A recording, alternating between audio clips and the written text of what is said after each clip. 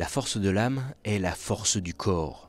Un vieil adage qui trouve aujourd'hui encore son public, porté par une volonté de retour à l'essentiel, de reconnexion avec soi-même. À Chambéry ce week-end, ils étaient nombreux à venir en quête de réponses à l'occasion de la 2e édition du Forum des médecines de l'âme. On s'occupe du corps, on s'occupe de l'esprit, mais l'âme, corps, âme, esprit, l'âme, on n'en parle pas dans les médias, on en parle un petit peu dans les religions et encore en ce moment on ne parle pas tellement de ça dans les religions. Et est-ce que ça serait l'âme qui serait malade? L'âme c'est la partie spirituelle qui anime le corps. Est-ce que ça ne serait pas elle qui rendrait le corps et l'esprit malades? Nous c'est une supposition et on commence à avoir des idées de réponses que effectivement si on soigne l'âme, la partie existentielle, l'être, on se sent mieux dans le corps et mieux dans la tête. On est en train d'inventer peut-être une médecine du futur.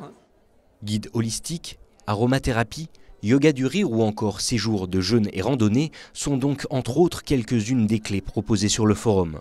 Mais quelle que soit la méthode, tous les exposants s'accordent sur un point, l'être humain a aujourd'hui plus que jamais besoin de définir ses réels besoins. La manière dont on vit est de plus en plus éloignée de notre nature propre et donc il y a un réel besoin de reconnexion en fait, de reconnexion à soi. Donc aujourd'hui la médecine allopathique c'est pas son rôle, c'est une médecine d'urgence, elle est là pour les urgences et pour les pathologies et pour les maladies et heureusement qu'on l'a, mais en prévention.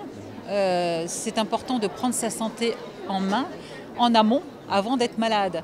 Et donc pour moi, toutes les approches alternatives, elles ont cette fonction-là.